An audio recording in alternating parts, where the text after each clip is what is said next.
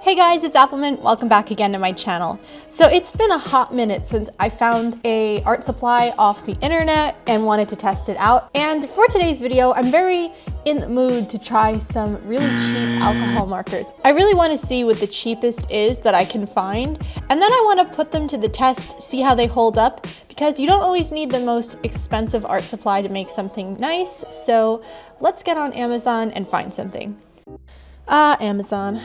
My trusty friend. Okay, so I'm gonna start by typing in cheap alcohol markers, and then I'm gonna see what comes up from that. Hopefully I can find something that is under like $1 or 50 cents a marker. So here's what comes up right away. There are so many marker brands, geez. There are like so many more than there used to be years ago. Let's see, this one's pretty cheap, $16. For 40. This is Cali Art. See, but the only thing with these is that the nib is not a brush nib, and I don't know. I personally am not a big fan of non-brush nib markers, especially since so many brands are out there now. So I feel like I want to specifically search for brush markers. Okay, so, all right, there's a lot of options here. There's a lot more than I thought there would be, honestly. Okay, so that one at the top right looks decent for $20.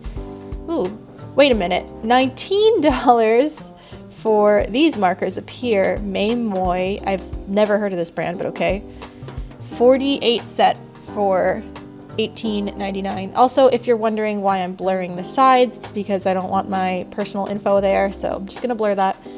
But anyway, these markers have a decent amount sold, decent rating, and ooh, 5% coupon, don't mind if I do, sold. But anyway, this is a pretty good deal, so I'm gonna put those in the cart. And thanks to the magic of editing, you don't have to wait for these to come in. They're gonna be here in like 5 seconds for you, about a day or so for me, so let's go. Thank you, Amazon, for 1-day shipping. Anyway, this is the 48 set of May Moy markers that I was able to find on Amazon. Honestly, I've never heard of this brand before. The packaging is nothing special at all. There's really nothing that kind of tells us about the colors other than the colors themselves that are in here. Some brands I've seen come with a swatch paper. I think Ohuhu does that, but anyway, this was the 48 set, which I was able to get for $18, which brings our total to 37 cents per marker, just about. So that's honestly a really good price, especially considering that a single Copic Chow marker will run you about $2 and like 60 cents, something like that. And then a Copic sketch marker will be like $3.60. It's a little bit more. 37 cents for a marker is pretty cheap. Anyway, I'm really excited to swatch these. I specifically wanted to find brush markers for this video because right now a lot of markers are coming out that have brush nibs. So I think that that's the way to go. It's the best for blending, and if we can find cheap, good markers with a brush nib, why not, right?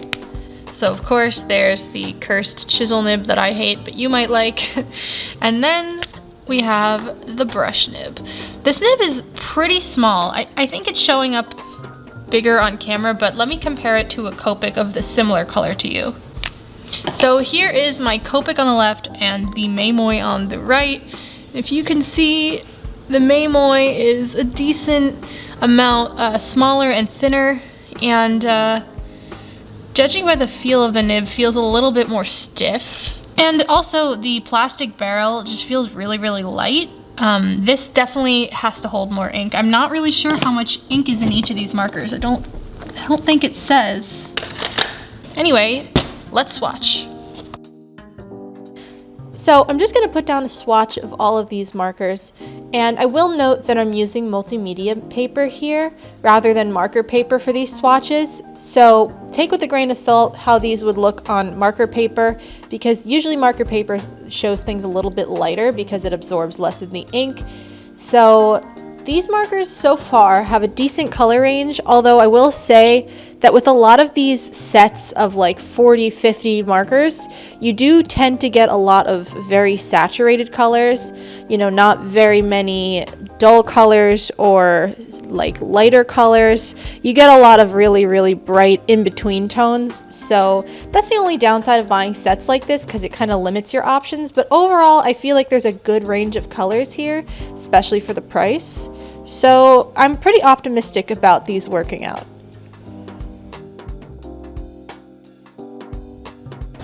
So that is all 48 colors swatched, if you want to call it 48. Technically there's a colorless blender in here, which isn't really a color, but you know, it's included in the amount of markers. Anyway, this is all of them, and honestly they are pretty similar to what is on their caps, give or take a few of them, but like not too different, which is nice because I've used some markers that are literally nothing like what they look like on the cap. I will say that this color right here is really interesting. It's like a neon orange, a little more muted than what it's showing on camera, but like this cap is super neon. It's a pretty decent selection of markers, and now I want to start coloring something with them, really seeing how they work. So let's put these markers to the test. So for this drawing, because we're using markers, I figured I'd use my marker paper that I got in my previous Scrawler box.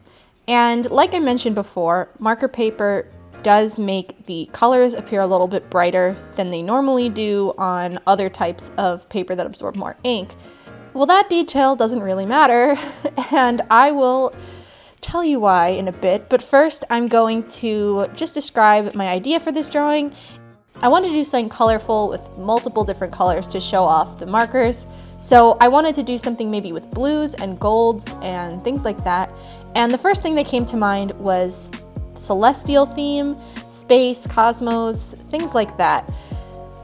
So I decided to make a girl in space, so she's kind of like a larger than life being in space with planets and stars surrounding her. And I had the idea of wanting to make her kind of glowing from all of the things glowing around her. So that was my overall plan for this drawing. Now to the fiasco. Basically, when I began coloring her skin tone, I wanted her originally to be a little bit tanner, nothing like too pale, but nothing too dark, somewhere in between. But unfortunately, this marker set doesn't really have anything that fits that bill. It has colors that are in between, but they're a little too much on the orangey side, and I felt that the colors kind of clashed with the drawing, so I decided to pick the pale color for her skin. But on this marker paper, it was really, really pale and kind of hard to see. So then I was like, okay, well maybe I'll change the color by layering a different one over it. Big mistake, because this paper does not really absorb ink, so you kind of have to get it right with your first or second pass of markers. And that is where the problem lied. So you'll see as I start changing the skin color, you're gonna start seeing streaking and just overall unpleasant, muddy look on her skin. So at this point, I had tried to change it to a little bit of a darker color, which I liked, but then when it came to for me to start shading it, it started becoming a mess. So I had the brilliant idea of, I was like, maybe I could turn her into the color of space, like, you know, just pure, like dark grayish black, and just blend her into the background and have her face and everything else glow. And what a mistake. I quickly realized that this was going to be a problem and obviously not going to work, and I basically just destroyed everything that I did. So what I did was I took this picture, took a photo of it, put it on my iPad, and then basically redrew the whole thing on Procreate. And it was basically the only way I could salvage the artwork. And you'll notice I made some tweaks to it. I made her a little bit wider because I felt she was a little too like thin and narrow before. And I also changed her facial expression. You know, this was my opportunity to fix certain things. So now that I had this, my only option was to print it onto multimedia paper because I think I ran out of my marker pad. I couldn't find my B paper, which I normally use, which fits into my printer. So I had to use mixed media paper. That was the next best thing. And as you'll see, it was going a lot better. I did not have those problems anymore. So the issue before was not attributed to the markers. It was a me mistake. Anyway, these markers were pretty pleasant to use. Honestly, I didn't have an issue with blending really. The biggest issue that I think I ran into was the color selection. I really did wish that there were more lighter colors and there was just more selection of like in-between colors that weren't so saturated. Like I said, I wanted her to have more of a tan skin, and I couldn't do that with the colors that I had without her literally coming off orange.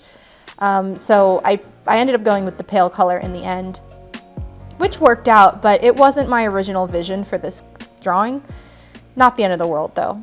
But for a set of 48 markers for $18, you know, 37 cents per marker is what it comes down to. And that's a pretty good price considering a set of brush markers. Back in the day, there weren't many options for brush markers. You had Copic and, you know, Prismacolor had some, and maybe Spectrum Noir, but it was really only these big brands that made them, and all of them sold their markers for, you know, at least $1.50 plus each, you know, so you couldn't really buy a cheap marker set per se if you just wanted to try it out, or you're just a starter and you want to pick a cheap set of markers. However, here you can, you know, this was just one of the many cheap marker brands that I was able to find on Amazon, but as the cheapest that I could pick, I really didn't have a problem with how they worked. Like I said before, the actual nibs were a little bit harder than a Copic nib, but in actual use, I didn't really have an issue with that. Obviously, these aren't refillable, so that's one thing to consider, but if you're into buying a really cheap marker set, you probably don't care about refilling your markers, because if you need more, you can just buy another set, and it's really not that much money to replace the set, you know? Whereas with a Copic set, if you want to replace it, it's a lot more money, which is why refilling makes a lot more sense there. But anyway, let me know if you guys have tried any other marker brands that you think are pretty good for their price. Like I said, I would definitely take a look at the Amazon market in terms of finding cheap brush markers. You definitely do not need Copics or Prismacolors or anything like that to make something nice. You know, it's all about name brand really, but at the end of the day, you can still find alcohol markers that work pretty well and do what you need them to do for their price. So definitely don't get too hung up on Copics. That's a question I get a lot, is do I need Copic markers to do marker art? And I'm always like, no, you definitely don't. They're my favorite, but that's because I've been doing this for a long time and I could afford a nice set, you know, that goes a long way. But there's nothing wrong with the cheap ones. Anyway, that's my drawing, and as always, all of my links are in the description box below. I've linked to my online shop, which Black Friday is starting this Wednesday at 12 p.m. Eastern Time. And I also have linked to my Discord server and my Instagram and my Patreon pin club, so check all of those out if you haven't already. And until next week, I will see you all at Friday, 4 p.m. Eastern Time as always, and I hope you have an amazing weekend. Bye bye!